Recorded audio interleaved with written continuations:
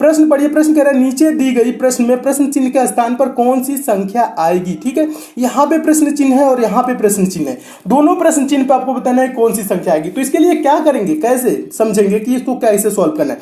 देखना है दोस्तों 9 का संबंध कैसे 27 हुआ है, यानी 9 कैसे 27 हुआ है, 9 का संबंध जैसे 27 है उसी प्रकार से यहाँ पे जो प्रश्न चिन्ह है और यहाँ पे जो प्रश्न चिन्ह है यहाँ वाले का संबंध इससे उसी टाइप से होगा। कहने का मतलब ये है। ठीक है, तो आप देखिए 9 का संबंध 27 से कैसे हो सकता है। तो आप सोचेंगे 9 गुणे 3 करेंगे तो 9 3 27 हो जाएगा, लेकिन ऑप्शन में कोई 5 गुणे 3 करेंगे तो यहाँ क्या होगा दोस्तों, ऑप्शन होगा 5 3 15 होगा, नहीं होगा। 8 3 24 होगा, ये भी नहीं होगा।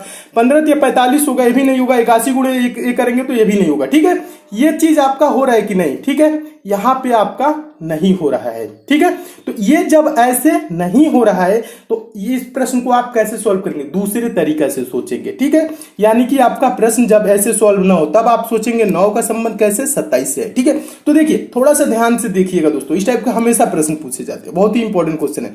देखिए ये 9 का संबंध कैसे 27 है। 9 क्या है दोस्तों, किसी संख्या का स्क्वायर है या क्यूब है, तो आप बोलेंगे 9 3 का स्क्वायर है, 3 गुणे 3 9 होता है। 27 क्या है दोस्तों, ये 3 का क्यूब है, यानी घन है।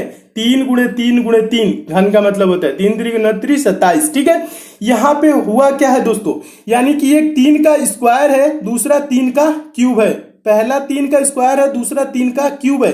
अब इस टाइप से देखिए किस ऑप्शन में आपको मिल रहा है। कहने का मतलब समझ गए, पहला ये 9 क्या है 3 का स्क्वायर, दूसरा ये 27 क्या है 3 का क्यूब। यानी एक जो संख्या पहले संख्या का एक स्क्वायर है, दूसरा संख्या क्या है उसी संख्या का क्यूब है। इस प्रकार से देखिए ये 5 किसी संख्या का स्क्वायर है, नहीं, पहला ऑप्शन गलत। दूसरा 8 किसी संख्या का स्क्वायर है, नहीं, दूसरा ऑप्शन भी गलत। 15 किसी संख्या का स्क्वायर है, नहीं, गलत। ये 81 किसी संख्या का स्क्वायर है। जब 3 ऑप्शन गलत हो जाते हैं तो चौथा ऑप्शन अपने आप सही हो जाता है, ये आप दिमाग में रखिएगा।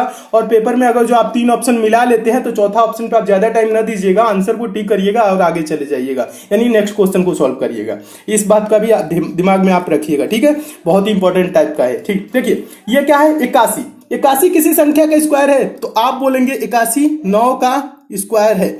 ये 729 क्या है, ये 9 का क्यूब है। यानी यहां पे क्या हो रहा है 9 का स्क्वायर और 9 का क्यूब हो रहा है। और प्रश्न में क्या था 3 का स्क्वायर 3 का क्यूब, यानी कि इसी टाइप का यह भी है। 9 का स्क्वायर है 9 का क्यूब, 9 का स्क्वायर 9 गुणे 9 81, 9 का क्यूब क्या, 9 का क्यूब का मतलब होता है 9 गुणे 9 गुणे 9, यानी कि 9 गुणे 9 81, 81 9 729। ठीक है, तो ऑप्शन नंबर कौन सा सही हो जाएगा, डी सही हो जाएगा।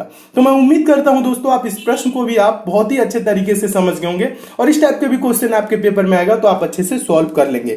देखिए ज्यादा कुछ नहीं किया जाता है, बस आपको देखना है इसका संबंध कैसे है। उसी प्रकार से इसी टाइप से इसका संबंध ऑप्शन नंबर डी का मिला है, तो आपका ऑप्शन नंबर डी क्या हो गया दोस्तों, सही हो गया।